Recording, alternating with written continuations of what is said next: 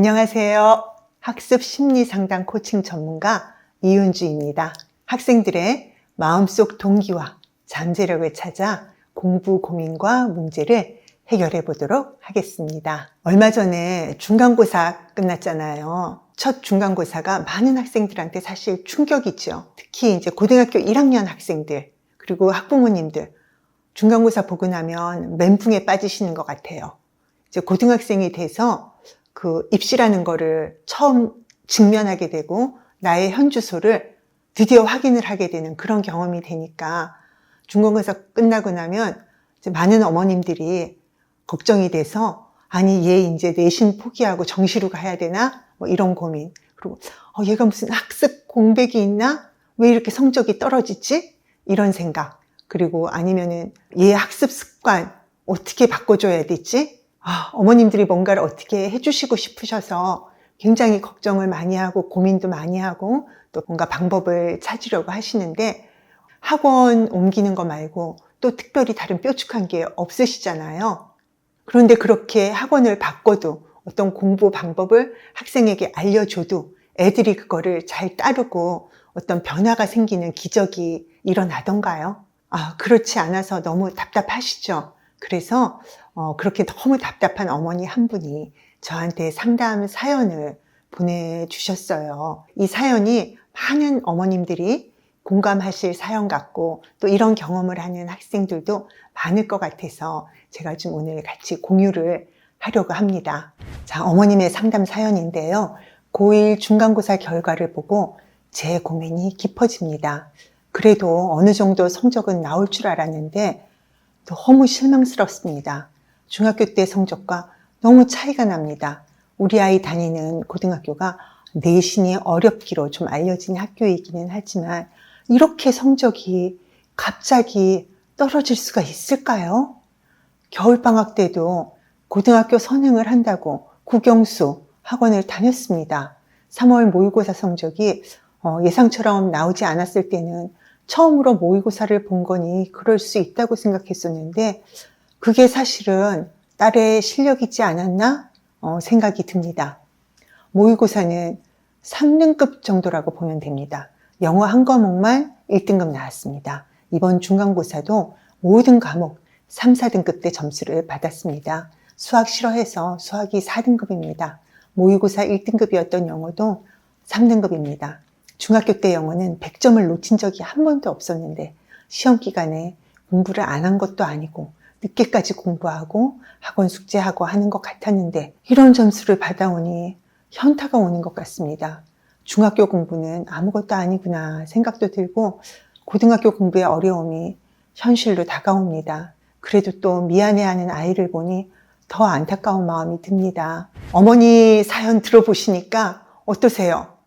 너무 공감되시는 분들 많으실 것 같아요. 이거 우리 집 얘기인데? 우리 애도 이 성적이 떨어지고 막 그랬는데? 이런 생각 드실 것 같거든요. 그런데 이제 이렇게 어머니 사연만으로는 사실 이 학생의 문제가 뭔지 정확히는 알 수 없어요. 지금 알 수 있는 거는 학생이 영어 좋아하고 수학 못하는 문과형 학생이고, 과목 편식이 좀 있구나. 요 정도밖에 알 수가 없어요. 근데 과목 편식 있는 애들도 상당히 많잖아요. 그래서 이 학생의 문제가 뭔지 정확히 알고 그 성적 하락의 원인과 과목 편식의 이유를 찾기 위해서는 학생과 상담을 진행했어요. 그래서 학생 상담 사연도 좀 들어볼게요. 중학교 때는 영어가 재미있고 영어를 잘하면서 느껴지는 만족감이 있었습니다. 지금도 영어는 좋아합니다. 그런데 우리 학교는 내신 문제가 제가 익숙하지 않은 문제들입니다. 본문도 다 외우고 중학교 때와 똑같이 공부했는데 서술형 문제를 다 틀려서 영어를 3등급 받고는 정말 속상하고 허탈했습니다. 다른 과목들도 개념을 정확히 이해했다고 생각한 것들도 틀려서 어떻게 해야 할지 모르겠어요. 혼자 공부할 때 뭔가 집중이 쉽게 되지 않고 핸드폰이 옆에 있으면 자꾸 손이 가게 되는 것 같아요. 자, 학생의 상담 사연을 들으시니까 어떤 생각이 드세요? 이 학생이 고등학교 공부 내신 준비 좀 부족한 것 같아 보이기도 하고 좀 집중력에 문제가 있는 것 같아 보이기도 하지요. 그리고 예전에는 영어를 잘해서 긍정적인 성공 경험 꽤 있는 학생인 것 같아요. 이제 저는 이 학생과 상담도 진행했고, 그리고 성격을 알려주는 WPI 검사, 공부하는 마음을 알려주는 LSI 검사도 실시했어요. 근데 사실 이 검사 결과만 봐도 이 학생의 문제가 집중력의 문제도 아니고 공부 준비가 안 된 것도 아니다라는 거를 좀 알 수 있었고요. 특히 이 학생이 과목 편식을 하는 이유는 좀 성격적인 영향이 크다라는 것도 확인할 수 있었어요. 그러면 이 학생이 가지고 있는 진짜 문제는 뭘까요? 이 학생의 사실 진짜 문제는 공부에 대해서 가지고 있는 마음에 있다고 할 수 있어요. 이 학생은 공부는 즐거운 마음으로 할 때 효율이 오른다. 그런데 지금은 그렇지 않아서 힘들다. 이렇게 얘기를 해요.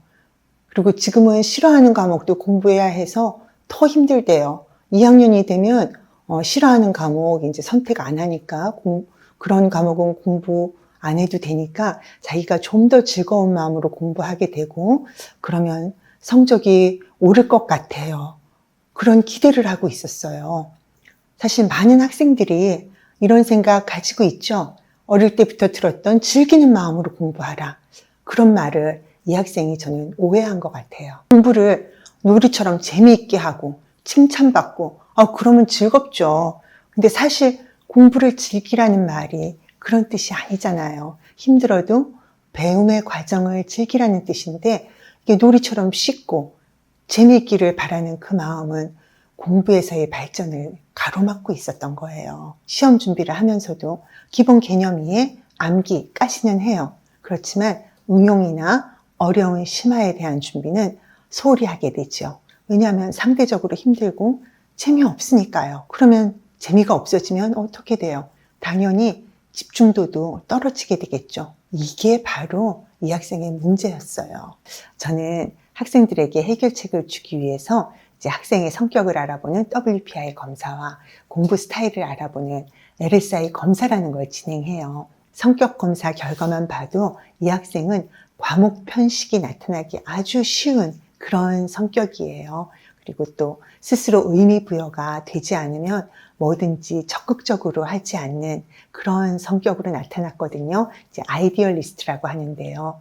그리고 공부 스타일 검사 결과를 보면 이 학생이 공부를 제대로 할 때는 스스로 질문하고 탐색하고 생각하고 이렇게 하면서 공부하는 학생인데 지금은 그 즐거움을 느끼는 대신에 다른 친구보다 내가 잘하나 못하나 이런 거에만 좀 신경을 많이 쓰고 있다 보니까 공부가 재미없어지고 또 자신감도 없어지고 그래서 이렇게 공부가 늘어지고 있는 상태다라는 게 검사 결과에서 그냥 보여요. 그래서 이 검사 결과만으로도 학생의 공부 문제가 꽤 나타나기는 하지만 학생의 마음의 문제가 뭔지는 이제 상담을 하면서 더 구체적으로 알 수 있답니다. 자, 이제 이렇게 진단이 나왔으니까 그에 따른 해결책을 좀 찾아봐야겠죠.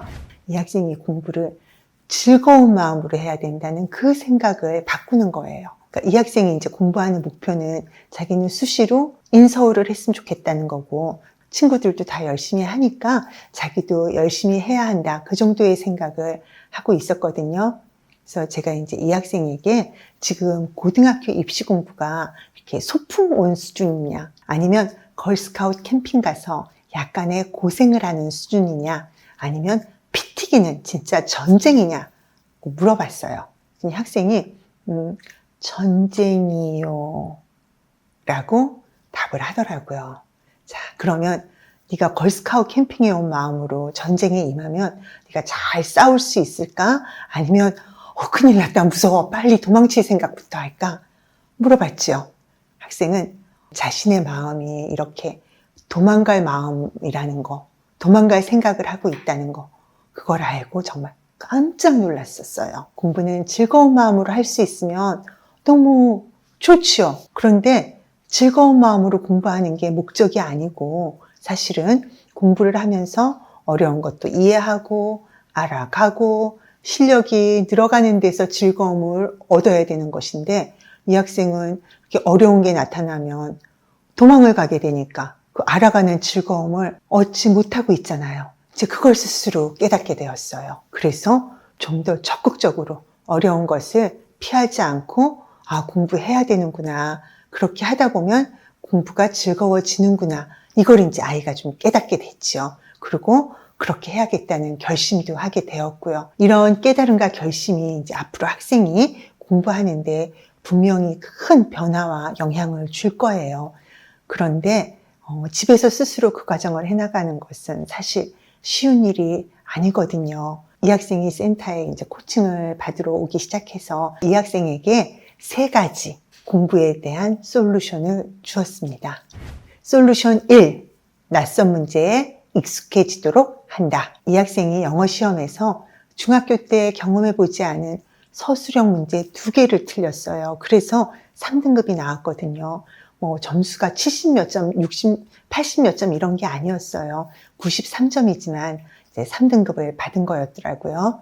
근데 그 문제가 뭐였는가 하면 지문을 읽고 주어진 단어로 조건에 맞게 괄호에 넣어서 완성하시오 라는 문제였어요. 이 학생이 중학교 때도 본문 다 외웠다 그랬죠. 그리고 문법, 어휘력, 독해력 다 별 문제가 없었어요.